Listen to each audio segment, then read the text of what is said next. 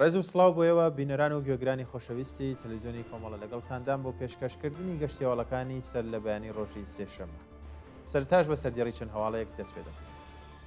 کۆبنەوەی ناڕزایەتی خانشینکراوانی مخابرات لە کوردستان و ئێران، ناڕزایەتی خەڵکی مەهاباد دژ بە نەبوونی کارەبا، ناڕزایەتی کرێکارانی نەوت لە ئاسەلویە و پاڵاوگەی فەجری جەم، سەپاندنی 3 ساڵ زیندان بەسەر کچە خوێندکارێک لە تاران، واگیان لە دەستدانی سوختبەرێک لە ناوچە سنووریەکانی شارستانی گۆڵشەن.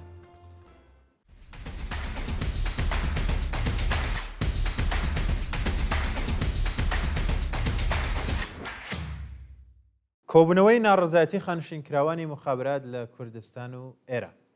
ڕۆژی دووشەمە 27 گەلاوێژی 1404 هەتاوی خانشینکراوانی مخابرات لە شارەکانی تاران، کرماشان، سنا، بیجار و مەریوان کۆبوونەوە و دژ بە کەمبوونی هەقدەست ناڕزایەتیان دەربڕی. ناڕازیان لە کۆبوونەوەکەدا بە وتنەوەی دروشم و هەڵکردنی پلاکارد، خوازیاری پێدانی هەقدەست و مەزایە، دابینکردنی بیمەی دەرمانی، بەهرەمەند بوون لە مەزای خانشینی، بەرزکردنەوەی ئاستی هەقدەست بە پێی ڕێژەی هەڵاوسان و هەروەها هاوسانسازی هەقدەست بوون. ناڕزایەتی خەڵکی مەهاباد دژ بە نەبوونی کارەبا. ڕۆژی دووشەمە 27 گەلاوێژ خەڵکی شاری مەهاباد لە شەقامێکی ئەو شارە دژ بە پچڕانی بەردەوامی کارەبا کۆبوونەوە و ناڕزایەتیان دەربڕی. ناڕازیان بە وتنەوەی دروشم و داخستنی شەقامی ئەسخەری شاری مەهاباد خوازیاری وەڵامدانەوەی بەرپرسان لە ئازنەبوونی ئاو و کارەبا بوون. جێگای ئاماژەشە لەلایەن کۆماری ئیسلامیەوە سەرچاوە ئاویەکانی کوردستان بۆ پارێزگاکانی دیکە دەگوازرێتەوە و بە تاڵان دەبرێن. کۆبنەوەی ماڵدزراوانی پرۆژەی حەکیمی تاران. ڕۆژی دووشەمە 27 گەلاوێژ ماڵدزراوانی پرۆژەی حەکیم لە شاری تاران دژ بە گەندەڵی سیستەماتیک و دزەی مافیا بۆ نێو دەستگای قەزای ڕژێم لە بەردەم بینای دادگوستەری گشتیە و پارێزگایە کۆبوونەوە. ناڕازیان بە وتنەوەی دروشم و بەرزکردنەوەی پلاکار دژ بە ڕانت و ڕێکەوتنەکانی پشتپەردەی مافیا و دەستگای قەزای ڕژێم ناڕزایەتیان دەربڕی و ئاماژەیان بەوە کرد کە عەلی نادری کە خزمایەتی لەگەڵ ئایەتوڵڵا گۆڵپایەگانی و قالیباف هەیە، پارە و سەرمایەی خەڵکی بردووە و ئێستا دەستگای قەزای ڕژێم نەک تەنیا بەدووادا چون بۆ سەر سکاڵای خەڵک ناکات، بەڵکو پشتیوانی لە تاوانباران دەکات. ناڕزایەتی کرێکارانی نەوت لە ئاسەلویە و پاڵاوگەی فەجری جەم. ڕۆژی دووشەمە 27 گەلاوێژ کرێکارانی سەناتی نەوتی شاغڵ لە ئاسەلویە و پاڵاوگەی فەجری جەم دەش بە جیاکاری لە هەقدەست و بایەخ نەدانی ڕژیم بە ژیانیان کۆبوونەوە. ناڕازیان بە وتنەوەی دروشم دژ بە کەمبوونی هەقدەست ناڕزایەتیان دەربڕی و خوازیاری بەرزکردنەوەی ئاستی هەقدەست لەگەڵ ڕێژەی هەڵاوسان، دابینکردنی بیمەی دەرمانی و ئەمنیەتی شوێنی کار، بەکردەوە دەرهاتنی یاسای 14 ڕۆژ و ببورن 14 ڕۆژکار و 14 ڕۆژ پشودان، وەرگرتنی هێزی کاری نوێ و هەروەها دابینکردنی ئیمکاناتی ڕیفاهی بوون.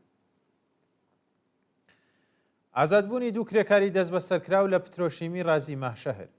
ڕۆژی یەکشەمە 26 گەلاوێژ 1404 هەتاوی دوو کرێکاری ناڕازی دەست بە سەرکراو لە پترۆشیمی رازی ماهشەهر بە دانانی وەسیقە بە شێوازێکی کاتی ئازاد کرا.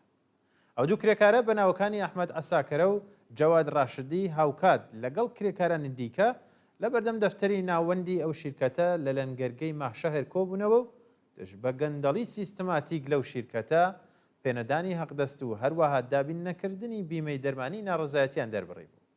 جێگەی ئاماژەیە ئەو دوو کەسە بە تۆمەتی بڵاوکردنەوەی پۆستێکی ڕەخنەگرانە و هەروەها تێک هەڵچوونیان لەگەڵ کارفەرمای ئەو شیرکەتە دەست بەسەر کرابوون و بۆ ماوەی چەند ڕۆژ شوێنی ڕاگرتنیان دیار نەبوو.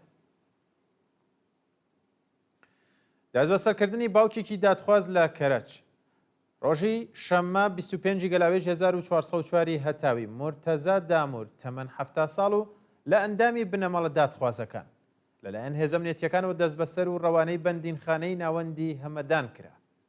بە پێڕاپۆرتی ڕێکخراوەکانی مافی مرۆڤ، ناوبراو باوکی وەحید دامور لە گیان بەختکردوانی ناڕزایەتیەکانی خەزەڵوەری 1398 هەتاویە. بە وتەی سەرچاوەکانی هەواڵیش ئەو باوکە دادخوازە بەهۆی بڵاوکردنەوەی پۆستێک لە تۆڕە کۆمەڵایەتیەکان دەست بەسەر کراوە و پاش لێپرسینەوە لە گرتوخانەی ئیتلاعاتی ڕژیم ڕێکەوتی 26 گەلاوێژ بۆ زیندانی هەمەدان ڕاگوێزراوە. سەپاندنی 3 ساڵ زیندان بەسەر کچە خوێندکارێک لە تاران.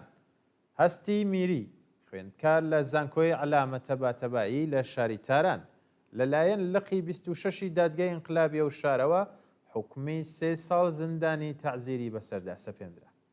ناوبراو بە تۆمەتی تەبلیغ دژ بە ڕژیم لە بەرچاو نەگرتنی حجابی ئیسلامی و بڵاوکردنەوەی پرۆپاگەندە بە مەبەستی تێکدانی بیرروڕای گشتی ئەم حکمەی بەسەردا سەپێنراوە.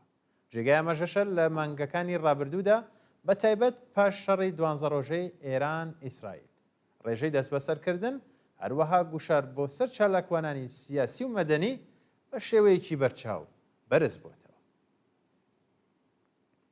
بەڵە بینەران دوایین هەواڵمان سەبارەتە بە گیان لە دەستدانی سوختبەرێک لە ناوچە سنووریەکانی شارستانی گوڵشن. ڕۆژی یەکشەمە 26 گەلاوێژ سوختبەرێک لە ناوچەی سنووری کەڵەگان سەر بە شارستانی گوڵشن بەهۆی تەقینەوەی مینی چێندرا و لەلایەن هێزەکانی ڕژیمەوە گیانی لەدەستدا. بەپێی راپۆرتی ڕێکخراوەکانی مافی مرۆڤ ئەو سوختبەرە بە ناسناوی ئەحمەد ڕیگی و خەڵکی شاری خاش و خێزانداریشە. جێگای ئاماژەیە ئەم کردەوەی کۆماری ئیسلامی واتە چاندنی مینی دژە مرۆڤ لەلایەن سوپای پاسدارانەوە دژ بە یاسای نێودەوڵەتیەکانی قەدەغەی بەکارهێنانی چەکی ناسراو بە CCW-وە. بەڵام ڕژیم لە ساڵانی ڕابردوودا بە بیانووی پاراستنی ناوچە سنووریەکانی لەگەڵ پاکستان، ئەفغانستان و عێراقیش ژمارەیەکی زۆری مینی مرۆڤی چاندووە و ئەمەش بووە بەهۆی ئەوەی گیان لە دەستانی کۆمەڵێک زۆر لە هاوڵاتیانی لێ بکەوێتەوە. بینەرانی خۆشەویست گەشتی هەواڵەکانم پێشکەشکردن کات و ساتێکی خۆش بۆ هەموو.